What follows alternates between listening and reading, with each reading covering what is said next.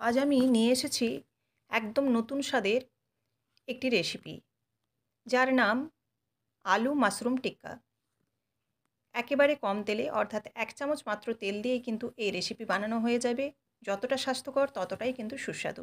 তো চলুন বন্ধুরা, দেখা যাক এই রেসিপিটি আমি কিভাবে বানাচ্ছি। নমস্কার বন্ধুরা, মিক্সড ফিউশন সোমার পাকশালায় আপনাদের সব্বাইকে স্বাগত। এখানে আমি ফ্রেশ মাশরুম নিয়ে নিয়েছি। এগুলো হচ্ছে ওয়েস্টার মাশরুম। তো এই মাশরুমগুলো আমার হাতের সামনে ছিল, এইগুলোই আমি নিয়ে নিচ্ছি। এবার এগুলোকে আমি লবণ এবং হলুদ দিয়ে মাখিয়ে রেখে দিয়েছি পরিষ্কার করে ধুয়ে।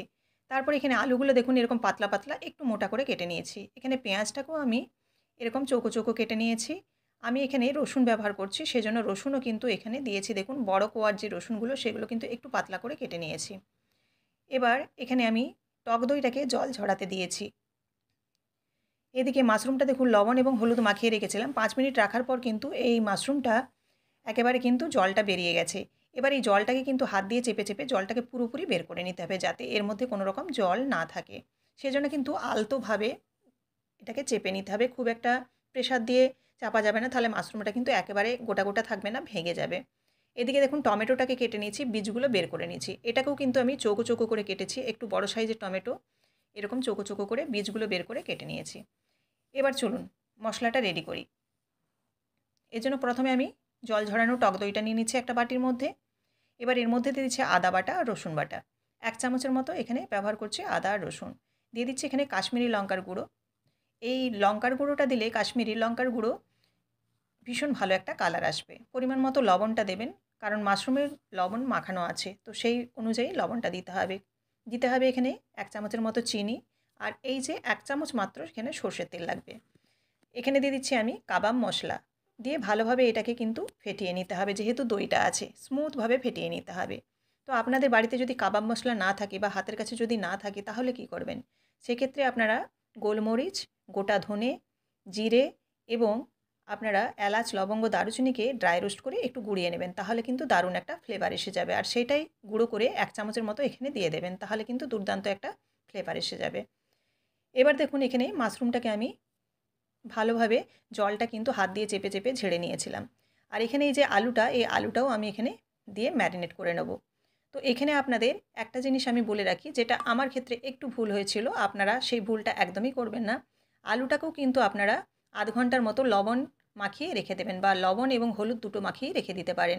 কারণ আলু থেকে প্রচুর পরিমাণে জল বেরাবে, যে জলটা কিন্তু এই মশলাটাকে পাতলা করে দিতে পারে। সেজন্য কিন্তু আপনারা অবশ্যই আলুটাকে প্রথমে জলটা বের করে নেবেন লবণ এবং হলুদ দিয়ে আধ ঘন্টা রেখে, তারপর এভাবে ম্যারিনেট করবেন। এবার দেখুন আমি এটা ১ ঘন্টার মতো রেখে দিয়েছি কমপক্ষে। এবার ১ ঘন্টা পর কিন্তু এটা খুলেছি। আর তাতে কিন্তু একটু এই যে মশলাটা একটু জলজলে হয়ে গেছে, কারণ যেহেতু আলুটা আমি লবণ এবং হলুদ মাখিয়ে জলটা বের করে নিইনি। সেজন্য কিন্তু আমি এখানে বাইন্ডিংয়ের জন্য ছাতু ব্যবহার করছি। ছাতুটা এখানে আপনারাও ব্যবহার করবেন, তবে ১ চামচের মতো ব্যবহার করলেই হয়ে যাবে। যেহেতু আমার এখানে জলটা অতিরিক্ত বেরিয়ে গেছে, সেজন্য আমি ৩ থেকে ৪ চামচের মতো বাইন্ডিংয়ের জন্য ছাতুটা ব্যবহার করলাম। ছাতু যদি হাতের সামনে না থাকে, তাহলে আপনারা বেসনকে একটু শুকনো খোলায় ড্রাই রোস্ট করে নেবেন হালকাভাবে। নইলে কিন্তু কাঁচা বেসন দিলে একটা অন্যরকম গন্ধ করবে। এবার দেখুন আমি প্রত্যেকটা যে উপকরণ রেডি করেছিলাম, পেঁয়াজ, তারপরে এই যে মাশরুমটা রেডি করেছিলাম এবং আলুটাকে ম্যারিনেট করে নিয়েছিলাম, মাশরুম আলু সবগুলোকে কিন্তু এবার একটা কাঠির মধ্যে আমি এগুলো গেঁথে নিচ্ছি।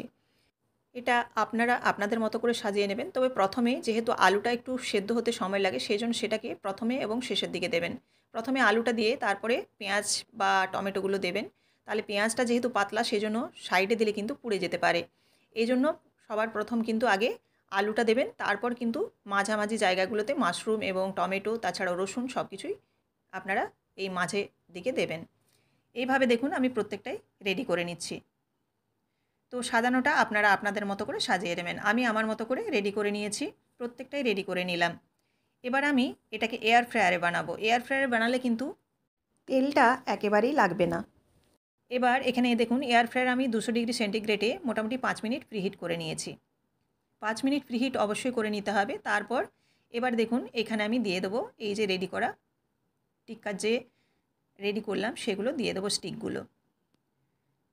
এই স্টিকগুলোকে একটা একটা করে আমি পুরোপুরি দিয়ে দিচ্ছি। খুব ভালোভাবে কিন্তু আমি সাজিয়ে নিচ্ছি। চেষ্টা করবেন একটার গায়ে একটা না লাগতে, কিন্তু যেহেতু আমি একবারেই পুরোটা করে নিচ্ছি সেজন্য কিন্তু একটার উপর একটা চলে গেছে। এগুলো যদি একটার গায়ে একটা না লাগে তাহলে কিন্তু দুর্দান্ত একটা কালার আসে। এবার দেখুন এখানে অবশ্যই একটু অয়েল ব্রাশ করে দিতে হবে। এই অয়েলটা দিলে একটা গ্লসি ভাব আসবে, তাছাড়াও এর কালারটা কিন্তু দুর্দান্ত হবে। সেজন্য অবশ্যই কিন্তু এখানে একটু অয়েল ব্রাশ করে দেবেন উপর থেকে। এবার এটাকে আমি আবারও এয়ার ফ্রায়ারে দিয়ে দিচ্ছি। এবার এটাকে এয়ার ফ্রায়ারে দিয়ে মোটামুটি আমি 200 ডিগ্রি সেন্টিগ্রেডে 10 মিনিটের মতো প্রথমে রেখে দেবো। 10 মিনিট রেখে দিলে এটা মোটামুটি আলুটার যে সাইজ আছে তাতে কিন্তু একদম পারফেক্ট উপর দিকটা হয়ে যাবে, অর্থাৎ এক পিঠটা হয়ে যাবে।